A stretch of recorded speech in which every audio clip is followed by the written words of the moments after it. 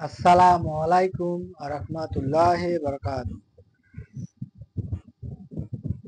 আমি আছি তোমাদের সাথে মোস্তফা স্যার।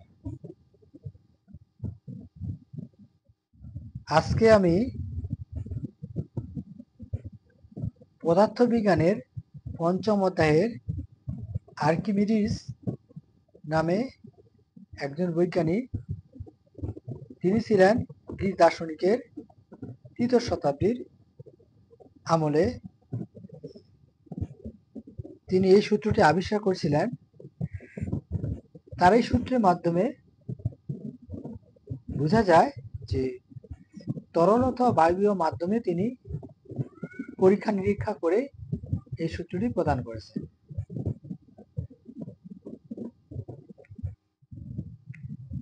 যে সূত্রটি হলো যে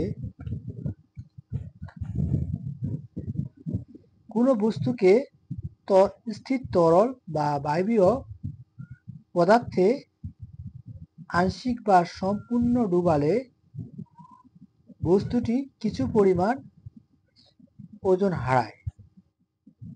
এই হারানো ওজন বস্তুটির দ্বারা অপসারিত তরল বা বায়বীয় পদার্থের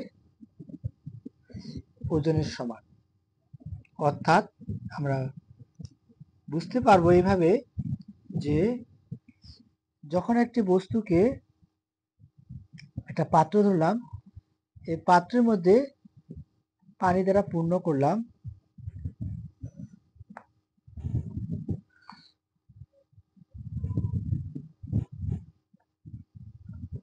পানি পূর্ণ করার পর যদি আমি একটি বস্তুকে এখানে ছেড়ে দিই,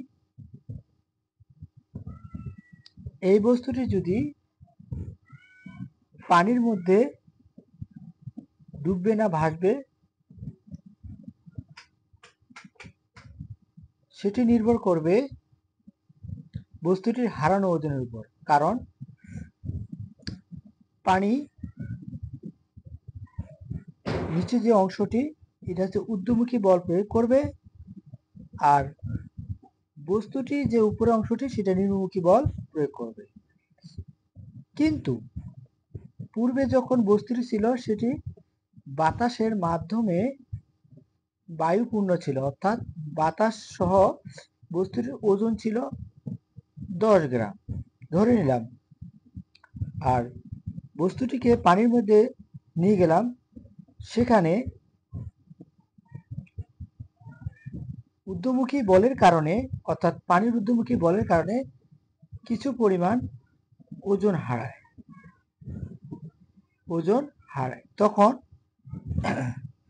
পূর্বের ওজনের 10 গ্রামের চেয়ে এখানে 8 গ্রাম হবে, কারণ এখানে পানির মধ্যে ঊর্ধ্বমুখী বলের কারণে তখন এই বস্তুর ওজনের সঙ্গে অর্থাৎ ক্রিয়া বিক্রিয়া করে তখন কিছু পরিমাণ বল এখানে হারিয়ে যায়, যার কারণে বায়ুতে বস্তুর ওজন বেশি হয়, পানিতে গেলে বস্তুর ওজন কমে যায়।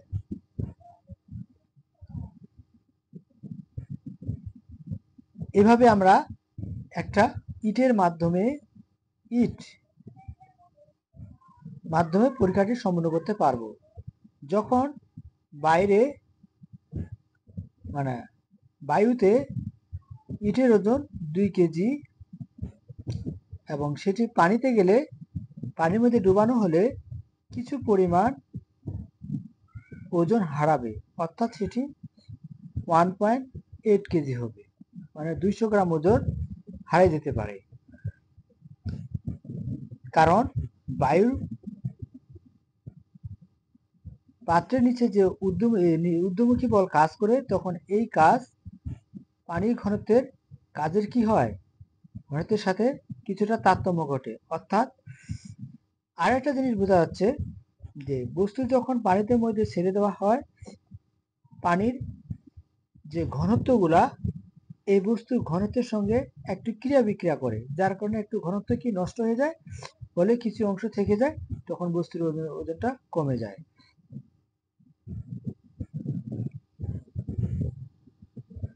তাই এর উপর ভিত্তি করে আর্কিমিডিস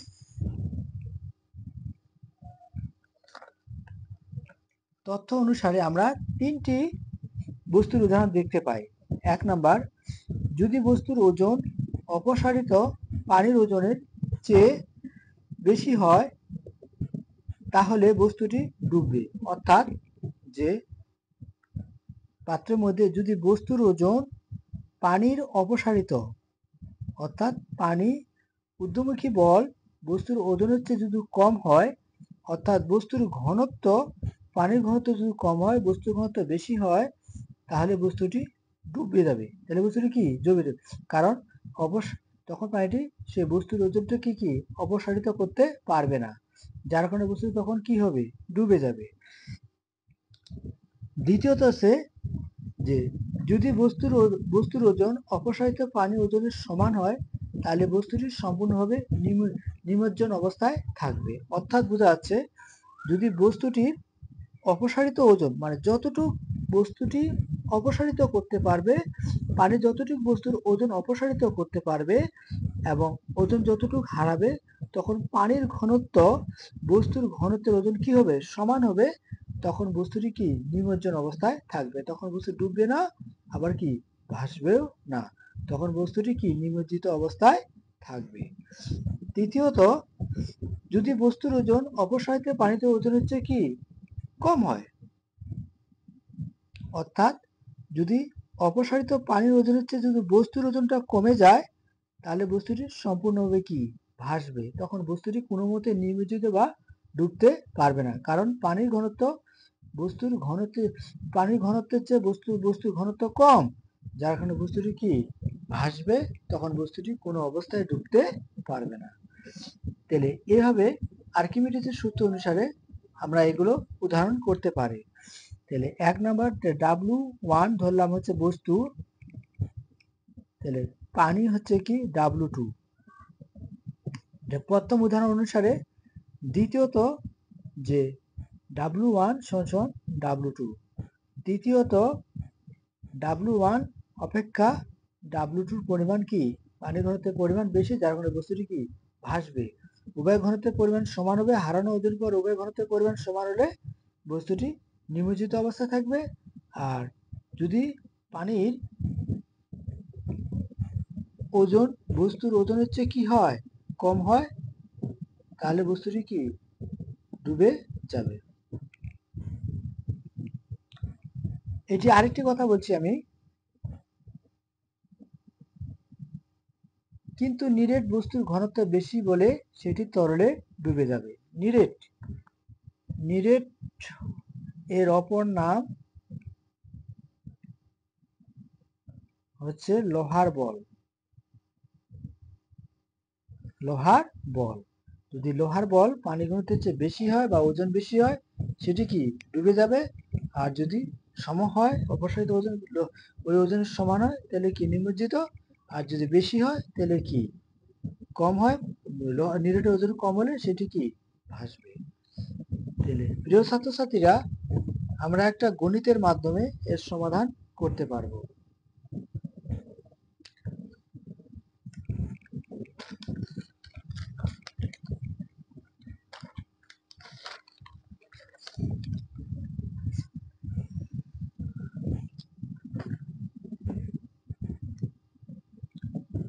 এ ও বি পাত্রের তরলের ঘনত্ব যথাক্রমে 800 কেজি মিটার সেকেন্ড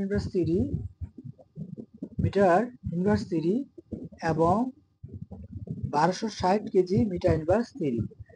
এ পাত্রের তলের উচ্চতা 50 সেন্টিমিটার, 250 গ্রাম ভরের একটি বস্তুকে এ পাত্রের তরলে ছেড়ে দিলে বস্তুটি 1.96 নিউটন ওজন হারায়।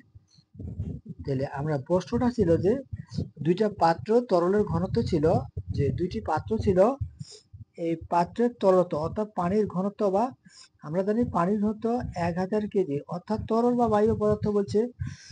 তাহলে ঘনত্ব ছিল কত, 800 কেজি, আর অপর পাত্র ছিল একটি বি পাত্র, এটা এ পাত্র আর একটি বি পাত্র, এটা ছিল 1260 কেজি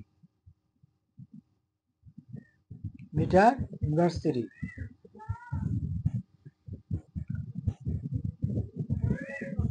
এ পাত্রের তলের উচ্চতা, অর্থাৎ যে এটার উচ্চতা ছিল 50 সেন্টিমিটার। এ পাত্রের তলের উচ্চতা ছিল 50 সেন্টিমিটার। আর এ পাত্রের মধ্যে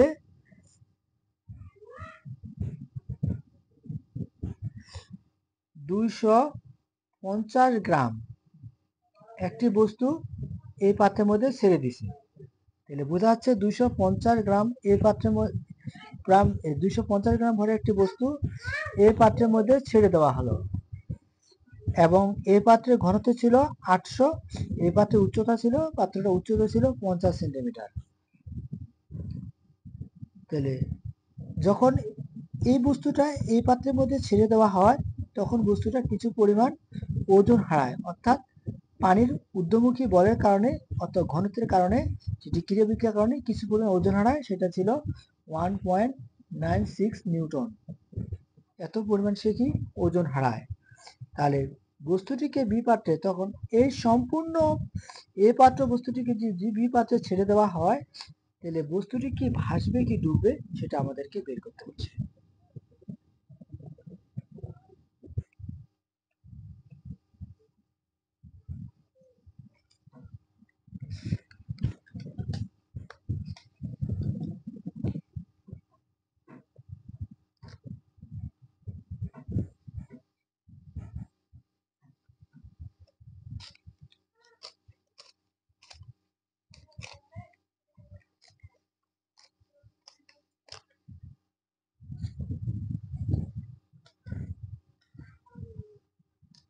তাহলে প্রিয় ছাত্রছাত্রীরা,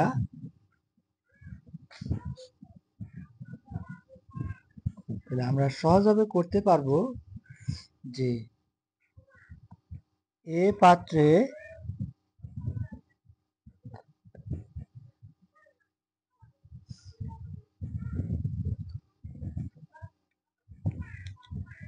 তরলের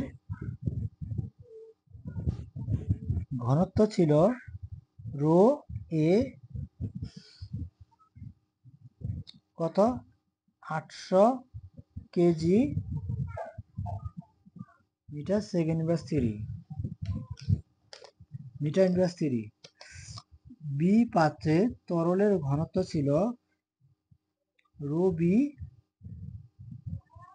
1260 kg metre second inverse 3।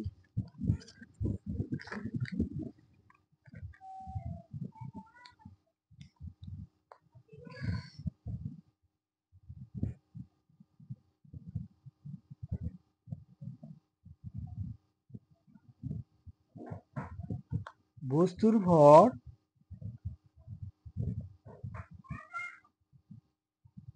m = 250 গ্রাম, অর্থাৎ 0.25 কেজি। কারণ গ্রামকে আমাদের কি বানাইতে হবে, কেজিতে বানাইতে হবে। তাহলে 1000 গ্রাম সমান 1 কেজি। কয় হাজার গ্রাম? 1000 গ্রাম সমান 1 কেজি।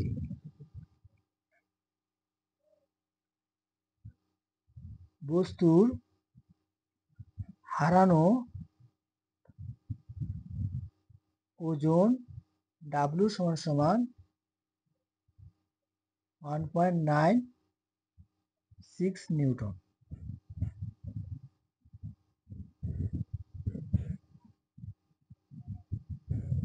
তাহলে এ পাত্রের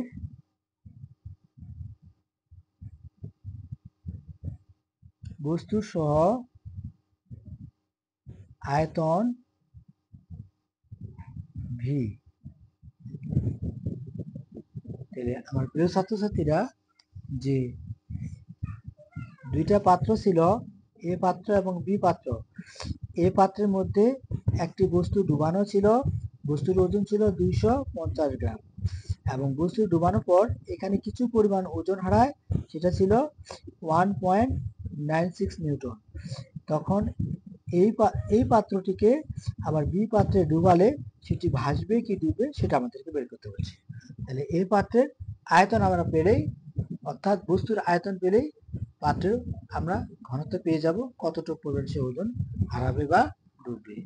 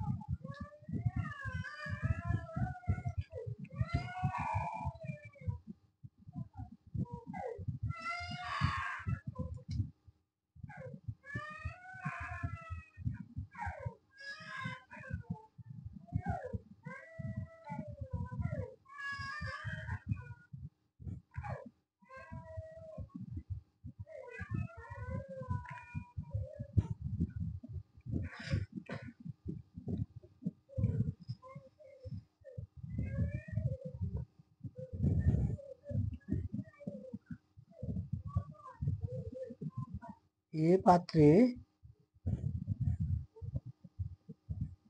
বস্তুর আয়তন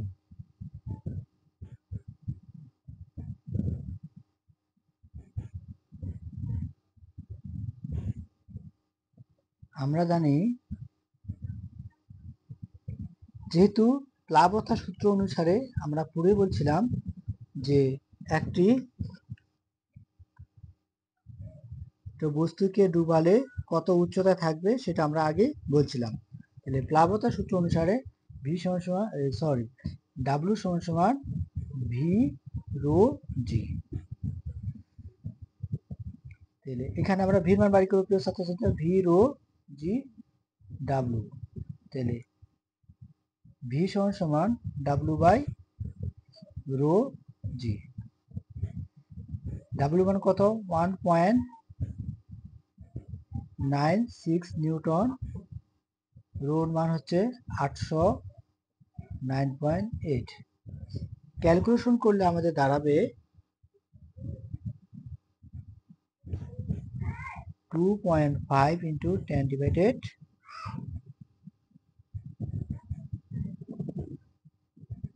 minus 5 m cube। তাহলে আমাদের দাঁড়াচ্ছে যে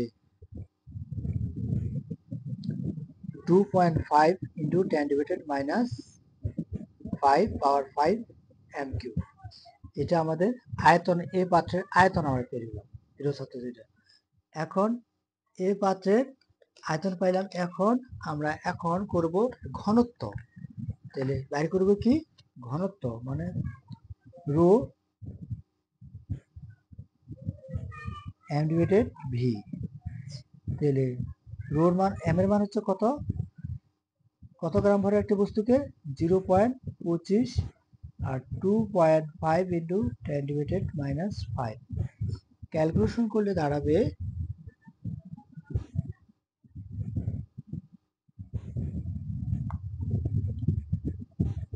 1000 কেজি মিটার ইনভার্স 3। অর্থাৎ যে এই পাত্রের ঘনত্ব, মানে এই পাত্রের ঘনত্ব দাঁড়াচ্ছে আমাদের 1000 কেজি। এই পাত্রটাকে বি পাত্রে ছেড়ে দিলে তাহলে দাঁড়াবে, বি পাত্রের ঘনত্ব কত ছিল? যে 1260। তাহলে 1000 ভাগ 1260, তাহলে দাঁড়াবে কত? 50 ভাগ কত? 63। অর্থাৎ উভয়কে তোমাদের